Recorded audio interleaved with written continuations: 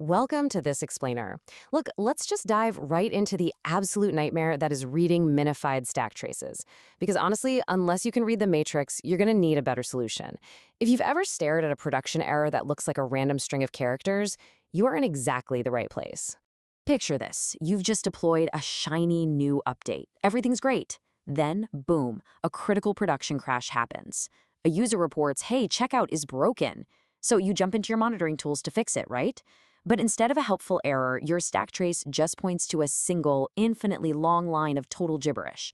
Something like app.bundle.js, line 1, column 1, 5067. Yeah, it's completely unactionable. And this perfectly illustrates the before and after we are aiming for today. We want to take that completely illegible, minified soup of single-letter variables and stripped formatting and magically transform it right back into the exact, clean React component code you actually wrote in your editor. That is the gap we're bridging today. Section 1. The Minified Code Nightmare, and exactly why production code is so unreadable. So, because we rely so heavily on things like transpilation and tree shaking just to keep our apps blazing fast, we end up creating this massive observability gap. The code the browser is actually executing, it's fundamentally different from the code you wrote. As one of our sources perfectly puts it, implementing a stack trace that lacks your source code is like putting together a jigsaw puzzle without a reference picture. This disconnect absolutely balloons your mean time to resolution. When an incident hits, you're wasting precious minutes, sometimes hours, just trying to decipher where the bug literally is, instead of, actually fixing it. Moving on to Section 2, the translation layer, and how source maps actually work. At its core, a source map is basically just a JSON file that acts as a Rosetta Stone. It uses this specific encoding called base64VLQ to map the exact column and line of your minified bundled file directly back to the precise line, column, and file name in your original source code. It literally reverses that minification process for your debugging tools. But okay, this brings up a pretty critical question, doesn't it? If source maps contain our original unminified code, how do we use them without just handing over our proprietary code to anyone who opens up their browser's DevTools? Because shipping source maps directly to production is a terrible idea for security. And as we'll see in a second, it's brutal for performance too. I mean, just look at the numbers. They speak for themselves. The minified source code bundle here is 778 kilobytes, right? But the accompanying source map file is almost double that at 1.5 megabytes. In some React apps, it can literally bloat your app size by 4 times. Serving files that massive to your end users would just completely destroy your load times. All right, Section 3, the secure pipeline and uploading maps to Sentry. So the key here is we absolutely have to implement a secure pipeline. Maps need to be generated during the build, uploaded directly to Sentry, and strictly never shipped to production. Let's compare the old way of matching these files to the new way. Historically, tools use this sort of legacy heuristic method, trying to match files based on release names and strict file paths. It was really fragile, it broke all the time. But Sentry kind of led the charge here with the modern debug ID protocol. This uses a highly secure, deterministic UID that's injected right into your files. It's actually so robust that it's become a TC39 Stage 2 standard for JavaScript. So let's look at the pipeline and see how this actually builds out in practice. It's a surprisingly simple 3-step process. First, you inject those unique debug IDs into both your minified files and your map files. Second, you upload the maps to Sentry.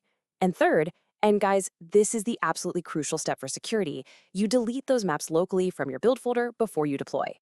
And whether you're using the Sentry CLI with some specific terminal commands or using a bundler plugin, the integration is super seamless. Like if you're using Vite, you just drop the Sentry Vite plugin into your config array. You just make sure it's placed at the very end so it operates on the final artifacts.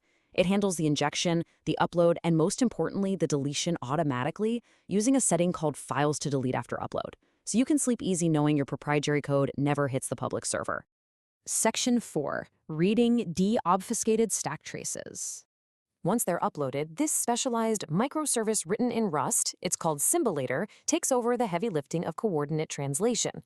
And just to give you a sense of how reliable this has become, in just one recent month, over 7.9 million source map uploads successfully utilized this infrastructure. It is flawlessly translating these raw, minified payloads into human-readable context at a truly massive scale. Section 5.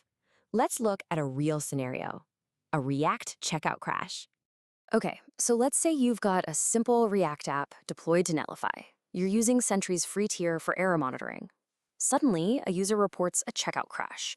Your on-call engineer logs in to investigate, but instead of clear code, they're hit with a totally unreadable stack trace. No recognizable file names, no variables, just an error thrown deep, deep inside some chunked asset file.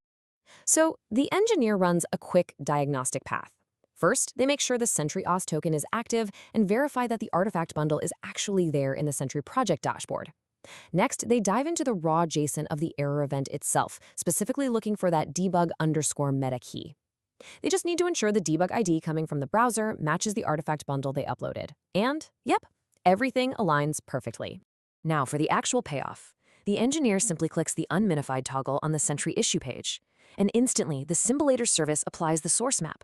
The gibberish is gone. The stack trace now proudly reveals the exact React component. Let's just say it's checkoutform.tsx, the precise method name, and the exact line number where some null reference exception was thrown.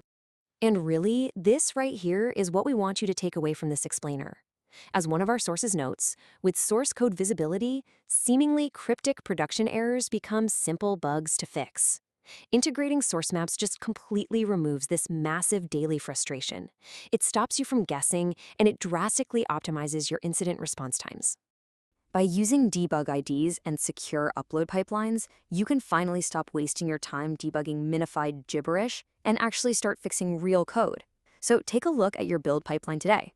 Honestly, ask yourself, if your checkout broke right now, would you be hunting for a bug in your code or trying to decipher a minified puzzle? Thanks for joining me on this explainer.